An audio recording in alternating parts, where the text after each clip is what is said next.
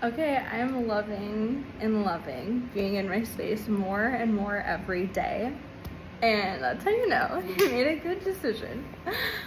Oh, I wanted to share some stories on here because I would really like to share stories about what happens during Reiki sessions and also just stories about miracles that happen in everyday life because they're out there. And I feel like we all need that positive and good energy, and it just feels like I need to be sharing this.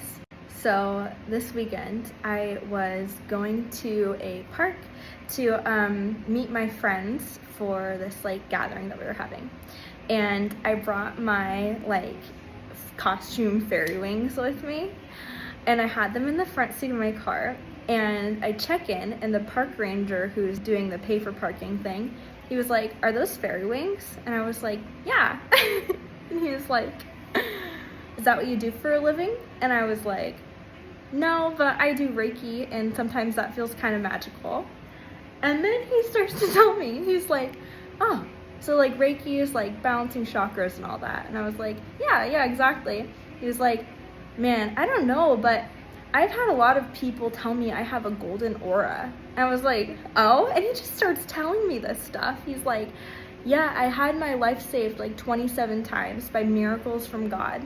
And when I talk about it, people say that sometimes it looks like I have a golden aura around me." And I was like, "That's amazing."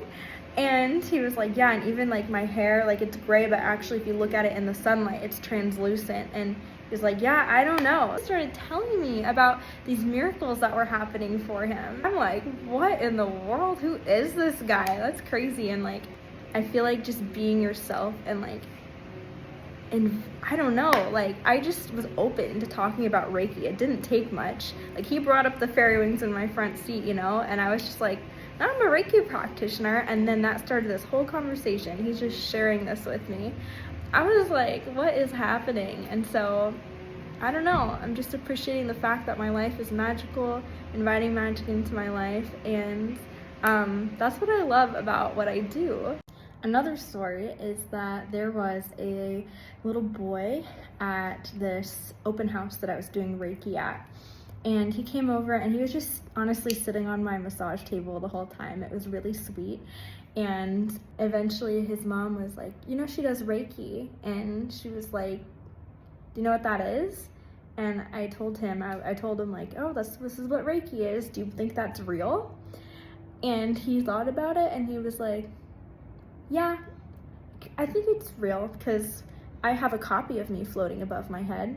And I was like, "Love, what?" And he was like, "Yeah, I have a floating copy of me above my head." And they told me a whole story about how he saw this, he's just aware of this other version of himself that floats above his head. And I was like, man, if you think Reiki's weird, there's so many other things out there, and it's people who are in tune, I think Reiki just makes sense. Energy healing just makes sense. And I love being a Reiki practitioner because it opens me up to learn so much from the people around me, and it invites in interactions that I would have never known that about him. I would have never had that interaction had we not been talking about energy work.